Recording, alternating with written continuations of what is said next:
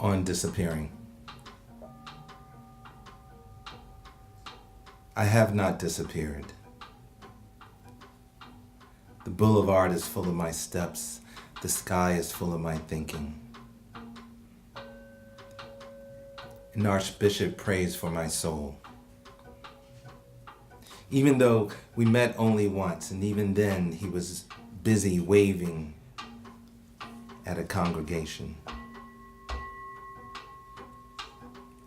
The ticking clocks in Vermont sway back and forth, as though sweeping up my eyes and my tattoos and my metaphors. And what comes up are the great paragraphs of dust, which also carry motes of my existence. I have not disappeared. My wife quivers inside a kiss. My pulse was given to her many times in many countries. The chunks of bread we dip in olive oil is communion with our ancestors, who also have not disappeared. Their delicate songs I wear on my eyelids.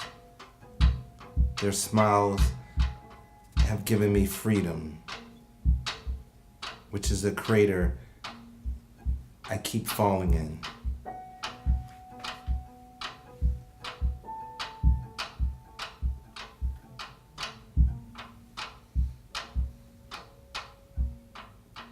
When I bite into the two halves of an orange whose cross-section resembles my lungs, a delta of juices bursts down my chin and like magic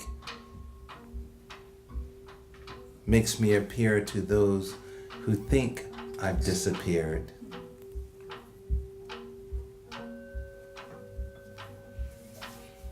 It's too bad war makes people disappear like chess pieces, and that prisons turn prisoners into movie endings. When I fade into the mountains on a forest trail, I still have not disappeared. Even though its green facade turns my arms and legs into branches of oak, it is then I belong to a southerly wind, which by now you have mistaken as me nodding back and forth like a Hasid in prayer, or a mother who has just lost her son to gunfire in Detroit. I have not disappeared.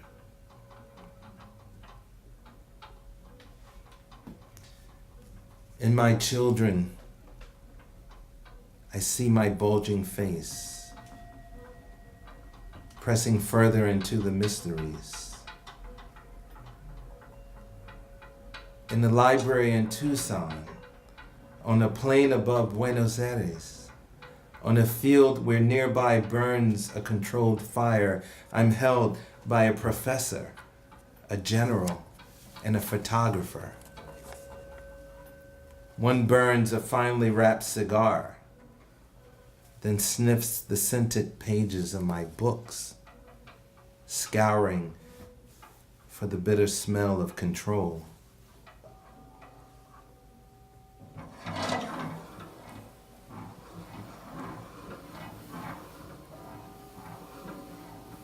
I hold him in my mind like a chalice, I have not disappeared. I swish the amber hue of lager on my tongue and ponder the drilling rigs in the Gulf of Alaska and all the oil-painted plovers.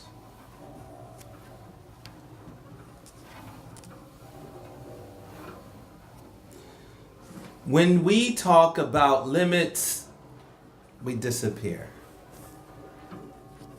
In Jasper, Texas, you can disappear on a strip of gravel.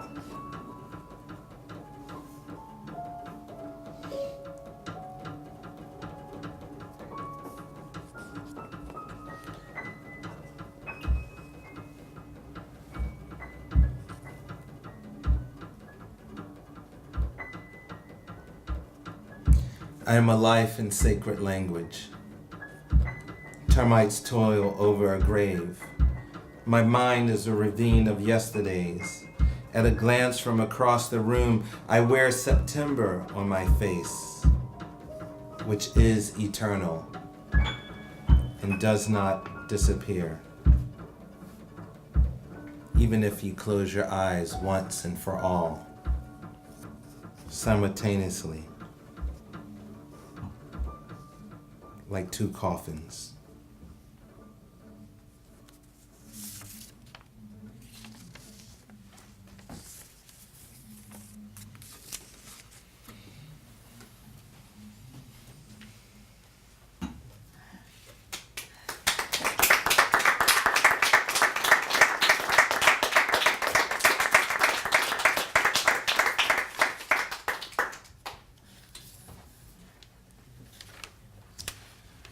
What a pleasure to read with my friend, Natasha Trethway. What a pleasure to read in this series, curated by the lovely David and Danielle and these musicians, and to have all of you here right now.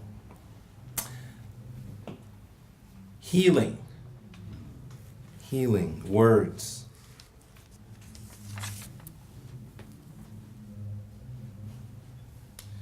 You reader,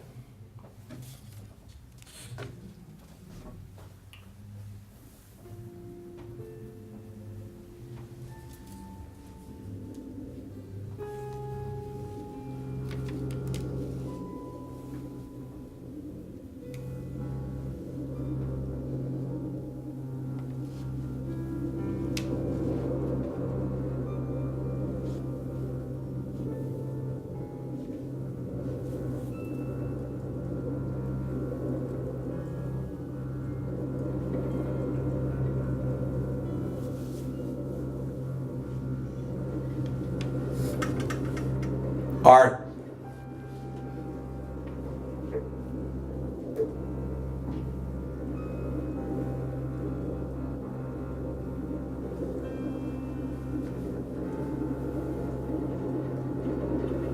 Poetry.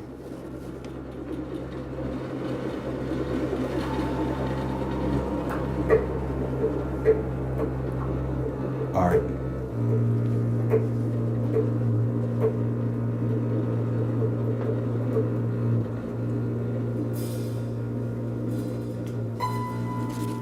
You, reader. So often I dream of the secrets of satellites. And so often I want the moose to step from the shadows. And so often I come to her body as though she were Lookout Mountain. But give me a farmer's market to park my mass, and I will name all the dirt roads that dead end at the Cubist sculpture called My Infinity. For I no longer light bonfires in the city of adulterers, and no longer smudge the cheeks of debutantes, hurriedly floating across the high fruit of night. And yes, I know there is only one notable death in any small town. And that is the pig farmer. But listen, at all times, the proud rivers mourn my absence, especially when, like a full moon, you, reader, hidden behind a spray of night blooming cereus, drift in and out of scattered clouds above lighthouses, producing their artificial calm, just to sweep a chalk of light over distant waters.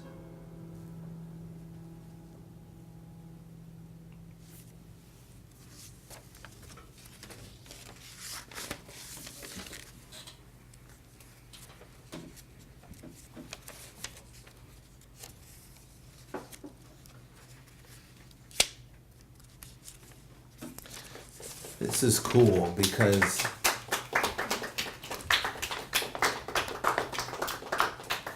it's just cool. I don't read too often with musicians, and I used to. I miss it.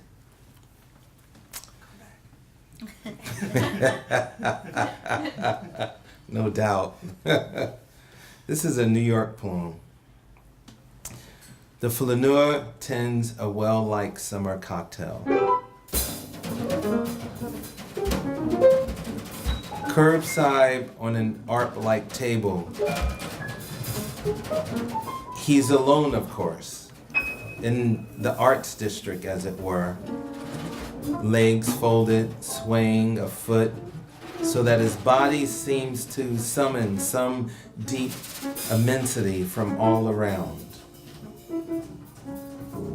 Dusk shadows inching near a late 30-ish couple, debating the galactic abyss of sex with strangers. Tourists ambling by only to disappear into the street's gloomy mouth.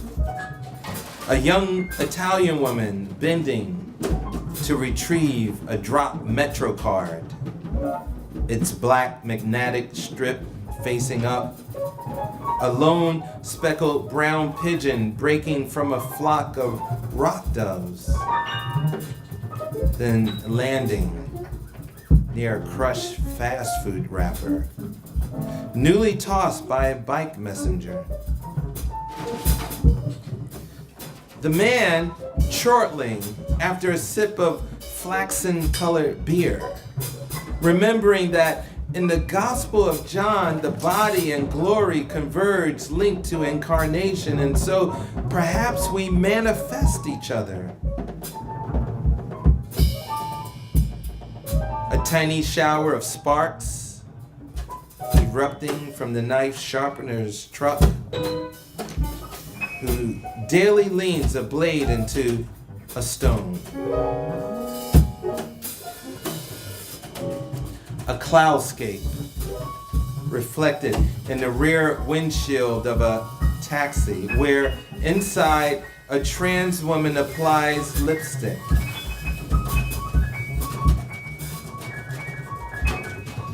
The warlike insignia on the lapel jacket of a white-gloved doorman who, opening a glass door, gets a whiff of a dowager's thick perfume,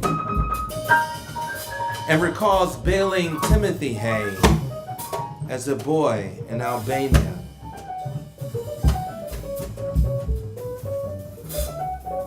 A woman distractedly watching a mother debate Robert Cole Scott's lurid appropriations of modernist art over Niçoise salad suddenly frees her left breast from its cup where awaits the blossoming mouth of an infant reaching for a galaxy of milk. The sharp coughs of a student carrying a yoga mat. The sharp coughs of a student carrying a yoga mat. The day's last light edging high rises on the west side so that they seem rimmed by fire. Just when the man says,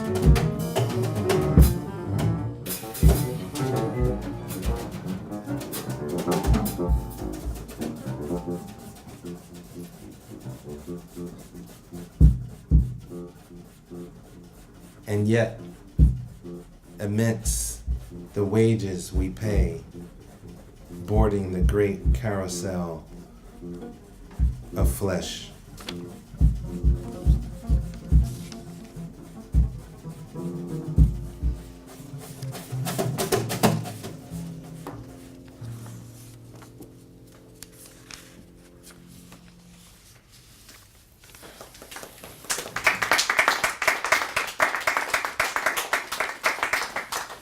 Two more poems.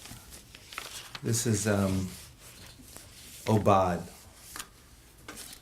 and it rhymes. FYI.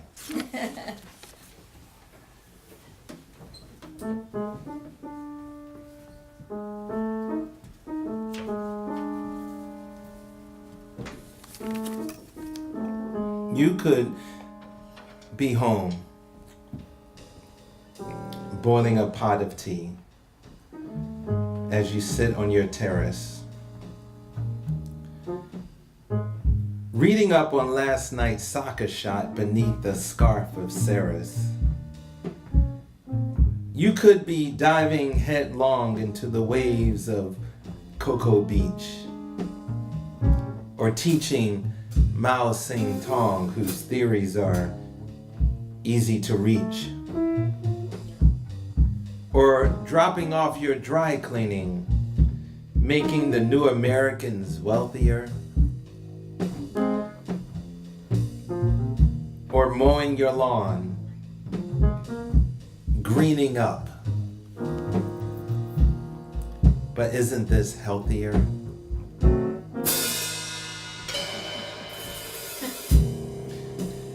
Just imagine the hours you're not squandering away,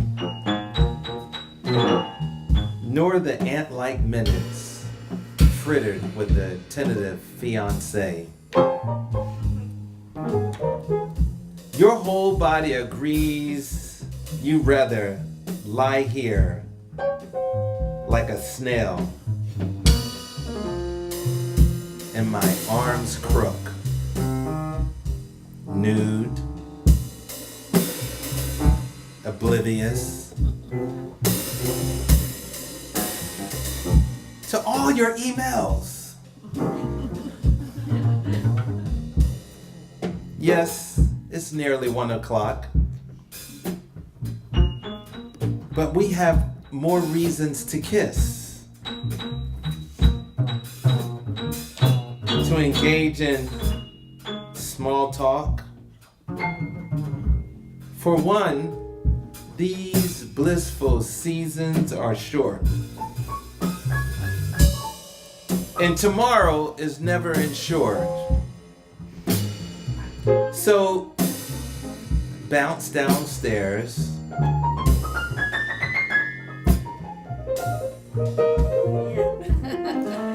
pour us glasses of whatever, a tray of crackers, pears, then let drop your sarong, the wind high on your skin, so we can test all day long the notion of original sin.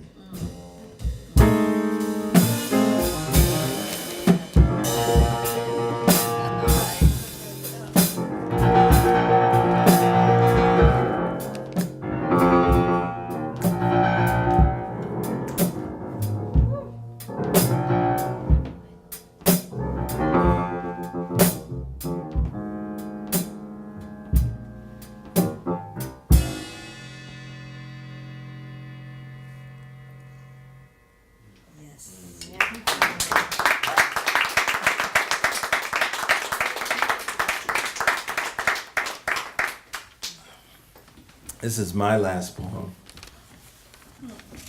I get to hear my friend. It's called Why I Write Poetry. And there's a repeating word here, because. Why I write poetry.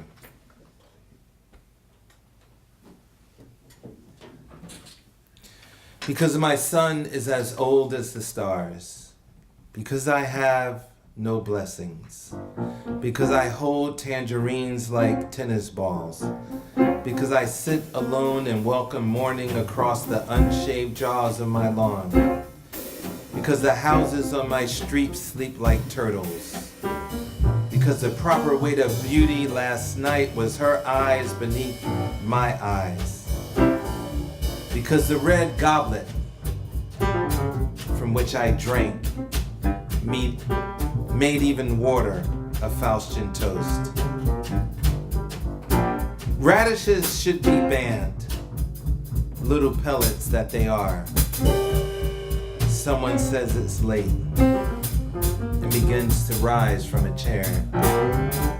Because life is ordinary unless you plan and set in motion a war. I have not thanked enough.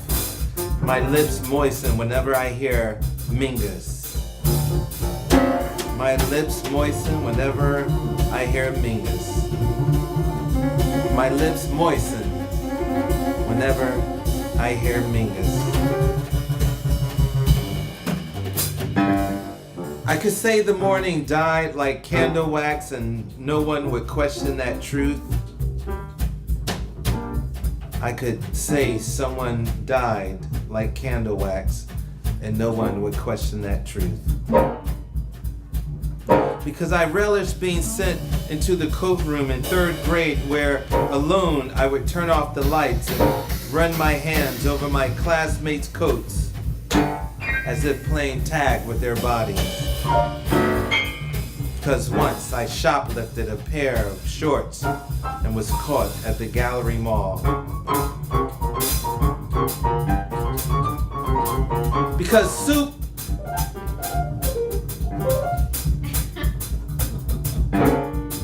reminds me of the warmth of old women and the warmth of my grandmother. Because the long coast of my dreams is filled with saxophones and poems. Because someone is buying a Rolex or a Piaget. Because I wish I could speak 3 different languages but have to settle for the language of business and commerce. Because I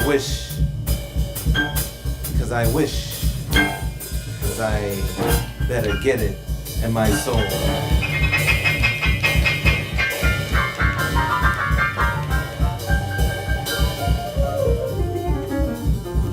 Because my grandfather loved clean syntax, Stacey Adams shoes, Irish tweed caps, and women. But not necessarily in that order.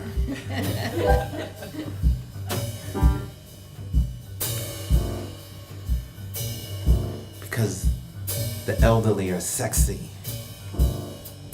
and the young are naive and brutish. Because the vision of trees only comes to women. Because the vision of trees only comes to women. Because the vision of trees only comes to women and men who can fix old watches. Because I write with a pen whose supply of ink comes from the sea, comes from the sea, comes from the sea. Because gardens are fun to visit in the evenings. Visit in the evenings.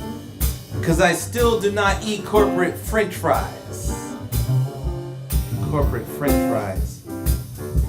Because punctuation is my jury and the moon is my judge. Because my best friend in 4th grade chased buses. Because parent taxes is just another way of making ends meet. Because I've been on a steady diet of words since the age of 3.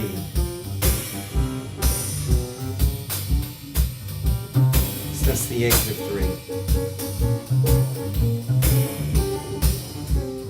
I've been on a steady diet of words since the age of 3.